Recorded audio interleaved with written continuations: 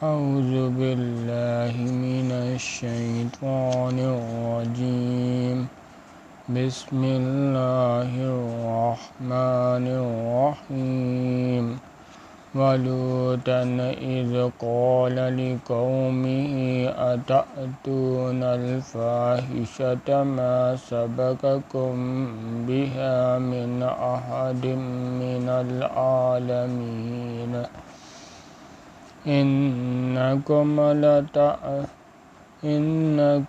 لتأتون الرجال شهوة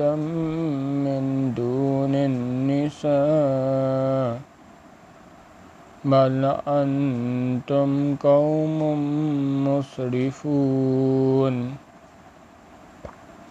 وما كان جواب قومه إلا أن قالوا أخرجوهم من قريتكم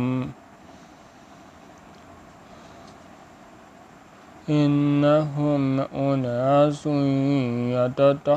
يتطهرون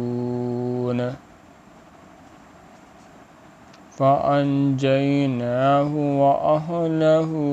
إلا امرأته كانت من الغابرين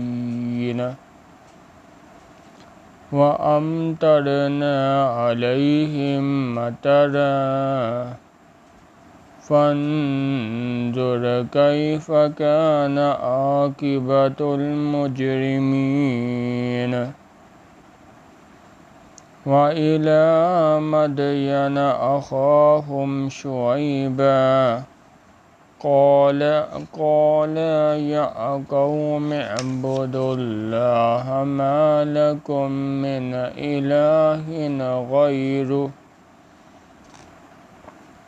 قد جاءتكم بينة من ربكم فأوفوا الكيل والميزان ولا تبخسوا الناس أشياءهم ولا تفسدوا في الأرض بعد إصلاحها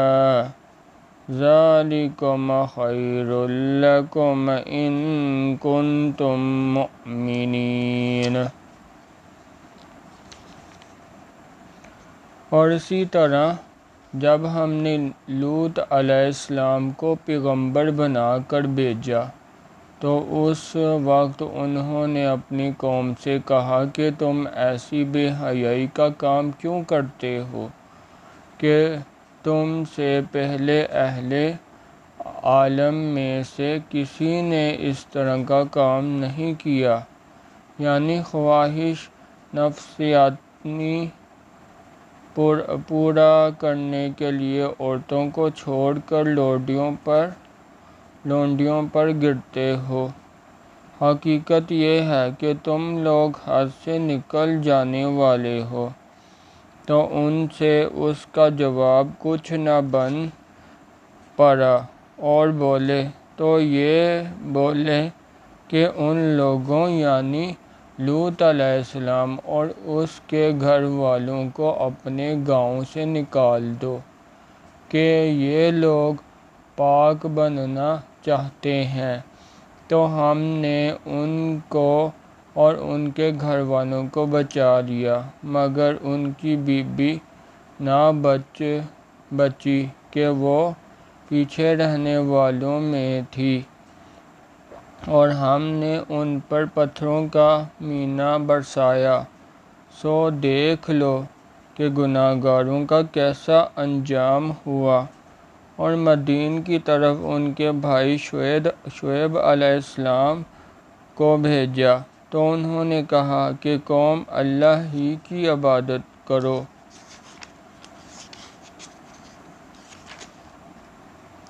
اس کے سوا تمہارا کوئی معبود نہیں،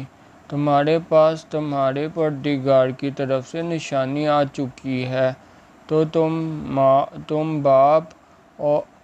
ماپ اور تول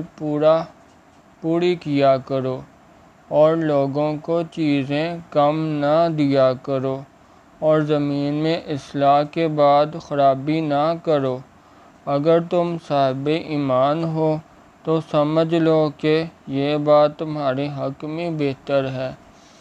سبحان اللہ والحمد للہ ولا الہ الا اللہ واللہ اکبر۔